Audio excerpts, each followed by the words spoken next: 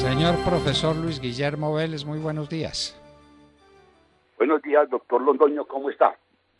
Pues yo muy bien y con muchas ganas de que usted nos cuenta cuánto valen los subsidios a la electricidad que se están discutiendo ahora.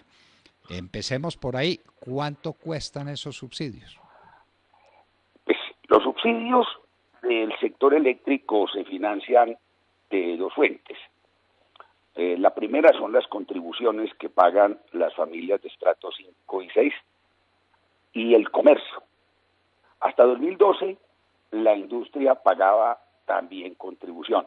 Esa se eliminó, generando entonces un desbalance creciente entre subsidios y contribuciones. La industria ya no paga o paga muy poca industria, pues muy poca industria esa contribución. Entonces el resto, lo que no se cubre internamente, es pagado por el gobierno. Esa cifra está llegando ya conjuntamente en gas y electricidad a 2 billones de pesos. Ese es la parte no cubierta internamente en el sector eléctrico y en el sector de gas. ¿Y los de los También, estratos 5 y 6 cuánto pagan? doctor Londoño, yo no sabría decir la cifra total, no recuerdo la cifra interna total. El Porque, estrato, sí, porque señor, los 2 billones es por lo no cubierto. es por lo no cubierto, es por lo no cubierto. El cierre interno debe estar del orden de 1 billón de pesos, entonces pagados por el presupuesto, más pagados internamente, podemos hablar de que se están dando unos 3 billones de pesos en subsidios. Bueno, ¿y quién En cuida que electricidad y gas. y Y quién además cuida que también, esos subsidios lleguen donde deben llegar? ese es el problema. El problema es que estamos montados en un sistema eso se llama de identificación del beneficiario, ¿cierto? Que es la estratificación y que es muy malo porque está sujeto a, a muchos inconvenientes metodológicos y a manipulación en su manejo por parte de las alcaldías municipales, que son las que deben definir la estratificación de los inmuebles de sus municipios.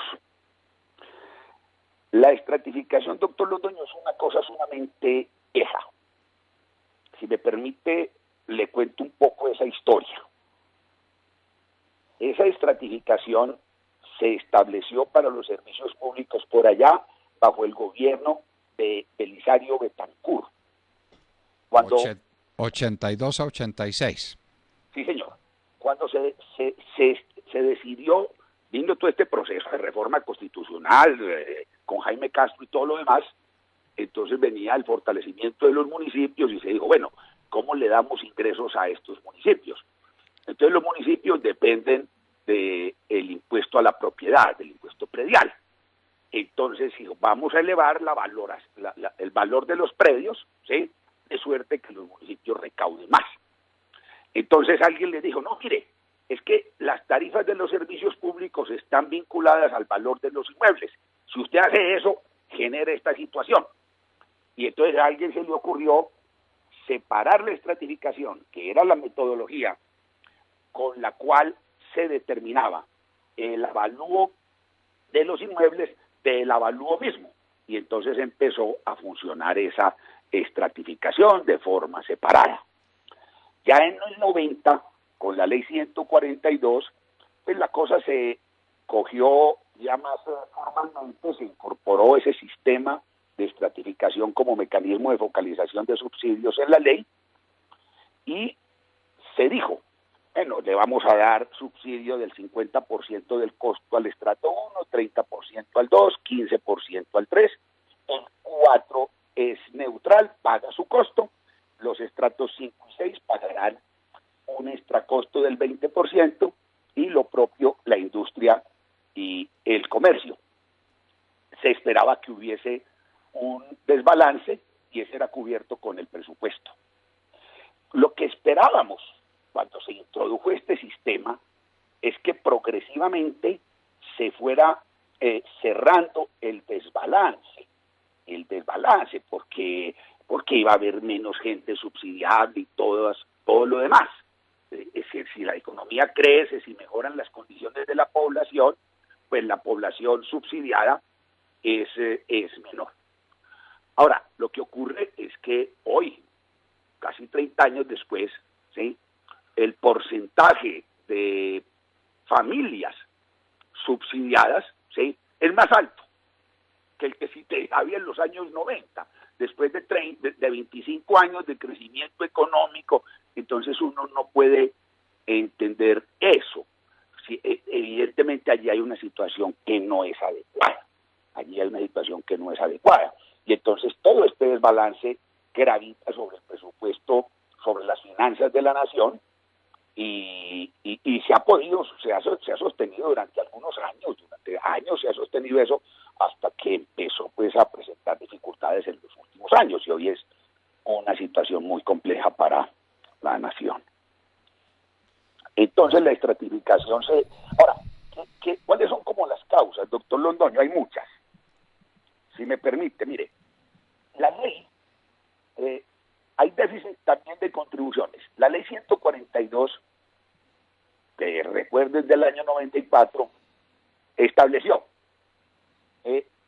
una residencia que carezca de conexión a una red de uno o más servicios públicos domiciliarios no podrá ser catalogada en un estrato superior al 4.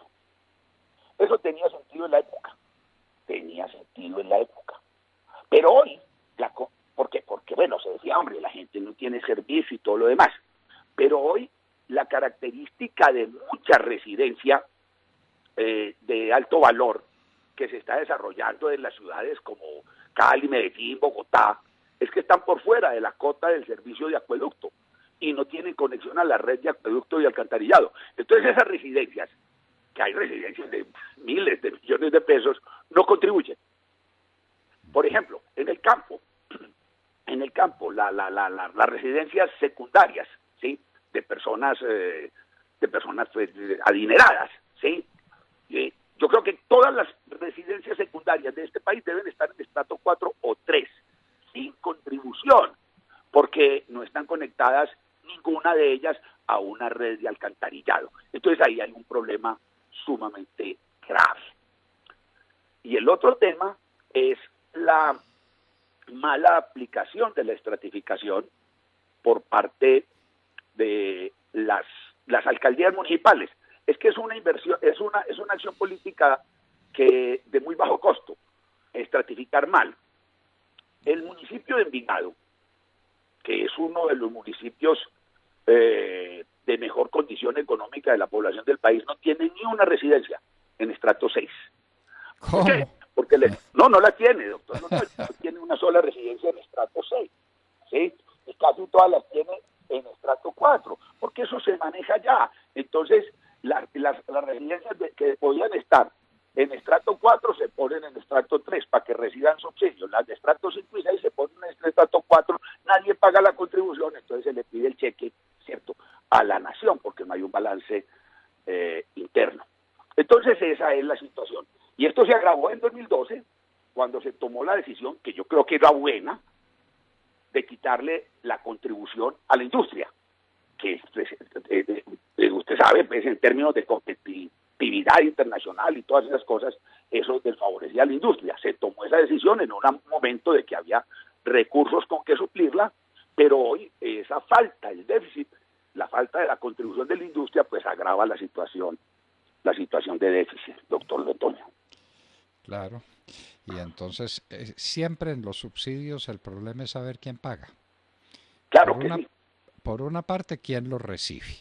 Y hay que ver pues quién los recibe y cómo y qué piruetas se hacen para recibir los subsidios o para no pagar las contribuciones. Ese es un tema. Y entonces, ¿quién los recibe y quién los paga? Entonces ahora los paga la nación y la nación no tiene con qué pagarlos, tiene un déficit tremendo, pero no se toque el subsidio a los más pobres, acaba de decir el presidente Duque.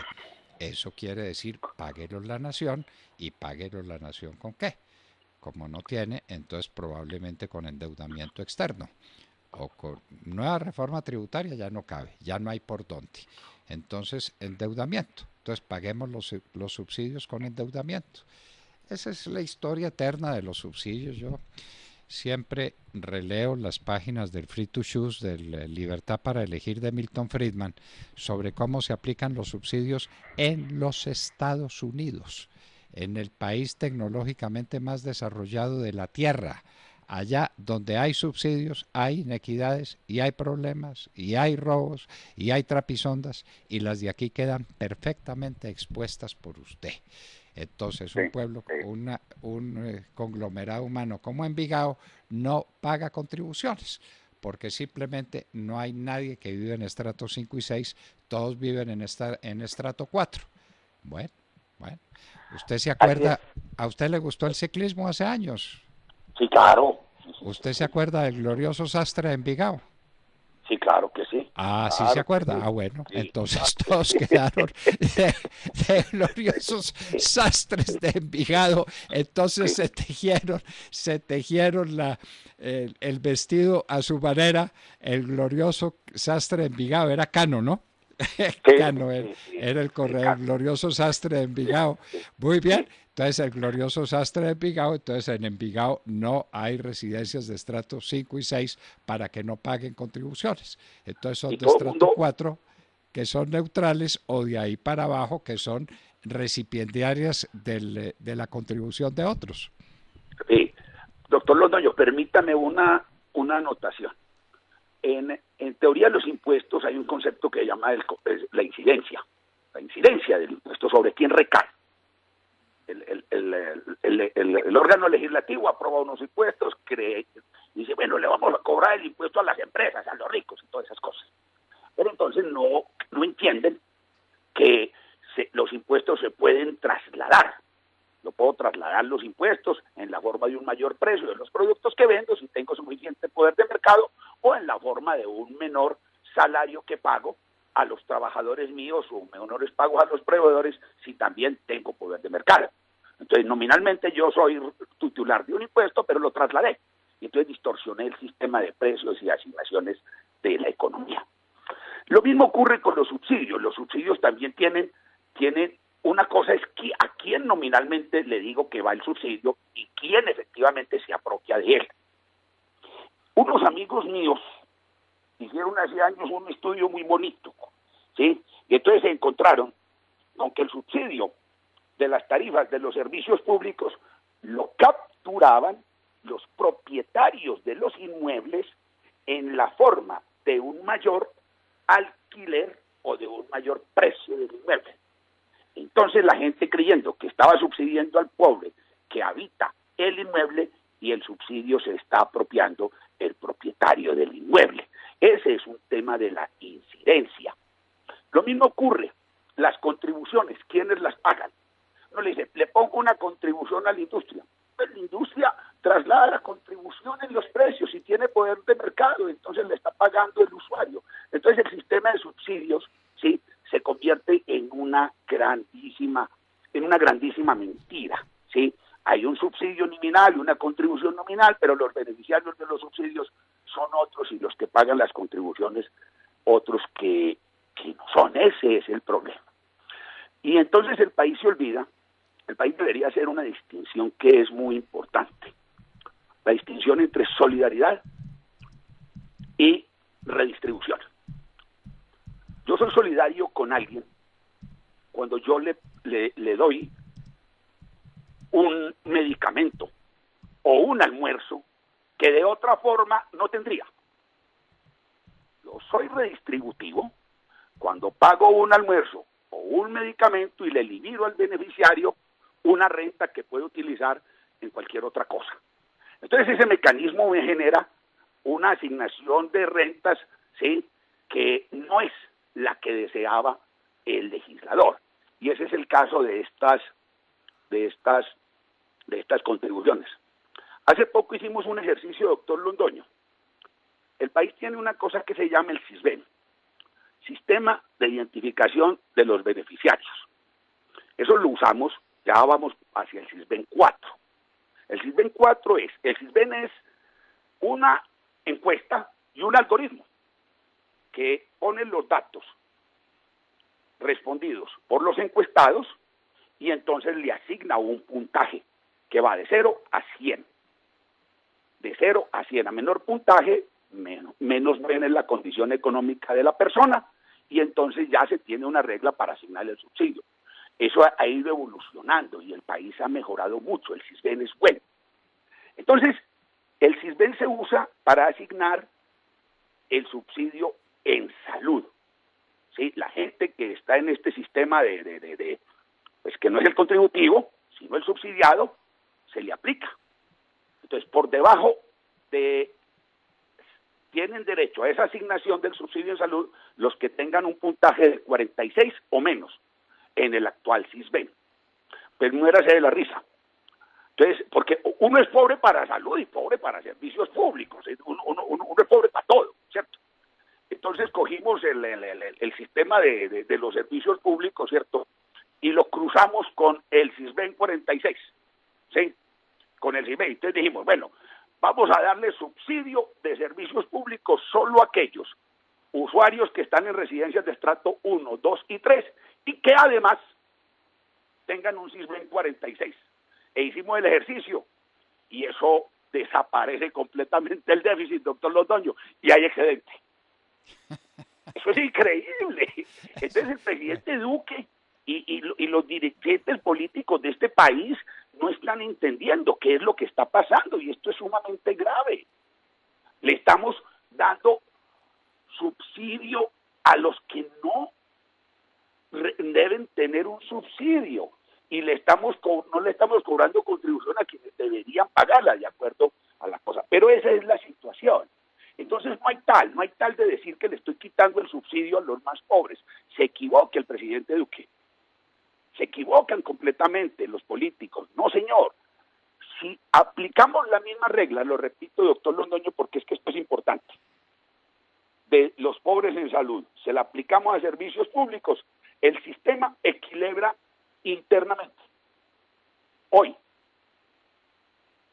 Y quedan en algunas partes pequeños excedentes. Entonces esa es la situación. Bueno, pues entonces que escuchen a los economistas que se dedican a hacer estas cuentas para descubrir lo que muchos han denunciado, que los subsidios los paga el que no los tiene que pagar y llegan al que no los debe recibir. Esa es la eterna historia de los subsidios aquí y en cualquier parte. No es sino crear el subsidio. Decíamos que echa la ley, echa la trampa, ¿no? Creado el subsidio, echa la trampa. Y echa la trampa. Entonces, Envigado es un ejemplo lindo de lo que usted está diciendo. El subsidio de Envigado lo pagamos todos a través del presupuesto nacional porque en Envigado no hay gente de estrato 5 y 6. Maravilloso.